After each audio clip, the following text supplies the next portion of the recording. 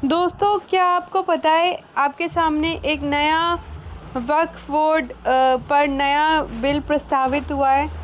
तो जानिए क्या उसके बारे में इम्पॉर्टेंट चीज़ें हैं। तो इस पर्टिकुलर वीडियो में हम लोग ये डिस्कस करेंगे कि क्या पुराना कानून था और क्या नया बिल जो प्रस्ताव हुआ है वक्फ बोर्ड का, उसमें क्या चेंजेस किए गए हैं और क्या उसमें रूल्स हैं।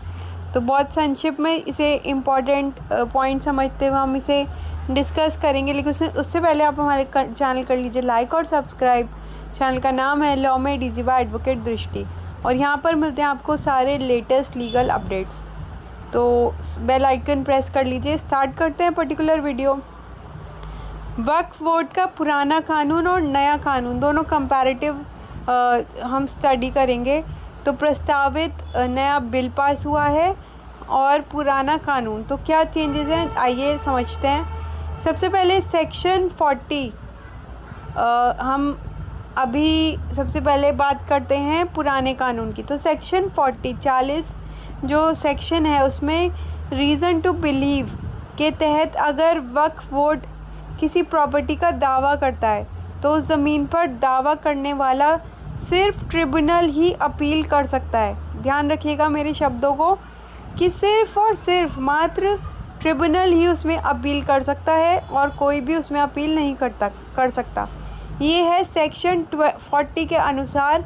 40 जो सेक्शन है पुराने कानून में, उसमें यही माना जा रहा है कि प्रॉपर्टी पर अगर कोई दावा करता है तो उसका ज़मीन जो दावा कर सकता है वो सिर्फ ट्रिब्यूनल में ही अपील कर सकता है। जबकि प्रस्तावित जो बिल पास हुआ है उसमें क्या सामने आया है कि नए बिल के अनुसार ज़मीन पर दावा करने वाला ट्रिब्यूनल के अलावा रेवेन्यू कोर्ट, इसमें कुछ एडिशन कर दिए गए हैं कि जो पहले सिर्फ ट्रिब्यूनल था, इसके अलावा ट्रिब्यूनल के अलावा और भी चीज़ें, अन्य चीज़ें इसमें जोड़ दी गई हैं, जैसे रेवेन्यू कोर्ट, सिविल कोर्ट और हाई कोर्ट में अपील कर सकेगा। तो 3 नए कोर्ट इसमें जोड़ दिए गए हैं ट्रिब्यूनल के अलावा, रेवेन्यू कोर्ट, सिविल कोर्ट और हाई कोर्ट। ठीक है, तो ये प्रस्तावित बिल के अनुसार है जो नया वाला है वक्फ बोर्ड में चेंजेस किए गए हैं। ठीक है, ये आपके लिए बहुत इंपॉर्टेंट वीडियो है।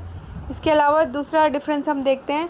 अगर हम बात करें पुराने कानून की तो वक्फ ट्रिब्यूनल का फ़ैसला आखिरी फ़ैसला माना जाता था, बिल्कुल फ़ाइनल जो उनका फ़ैसला माना जाता था ट्रिब्यूनल का, उसे चुनौती नहीं दी जा सकती थी, वो फ़ाइनल था, बिल्कुल उसके अगेंस्ट कुछ भी डिसीजन नहीं होता था। ठीक है, और अगर हम बात करें प्रस्तावित बिल की तो अब वक्फ ट्रिब्यूनल के फ़ैसले के ख़िलाफ़ हाई कोर्ट में अपील की जा सकती है।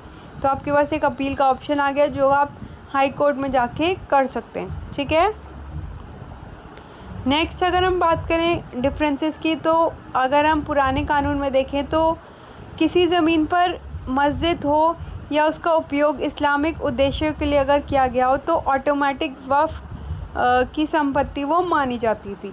ठीक है, और अगर हम नए प्रस्तावित बिल की अगर हम बात करें, जब तक किसी के वक्फ को दान में ज़मीन नहीं दी गई हो, उस पर भले ही मस्जिद बनी हो, वह वक्फ की संपत्ति नहीं होगी। ध्यान रखिएगा, वक्फ की संपत्ति नहीं होगी, जबकि पिछले कानून में वो ऑटोमेटिक वक्फ की संपत्ति मानी जाती थी। ठीक है, इसके अलावा अगर हम एक और डिफरेंस देखें तो देखिएगा इम्पॉर्टेंट चीज़ है ये।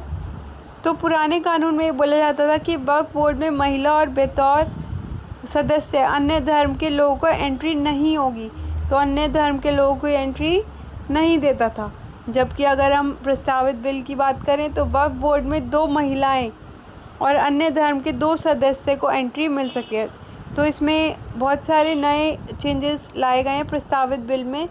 ठीक है, तो ये एक इम्पॉर्टेंट चीज़ है आप लोगों के लिए, बहुत इम्पॉर्टेंट ये कॉन्सेप्ट है पुराना कानून और मैंने आपको समझाया प्रस्तावित बिल।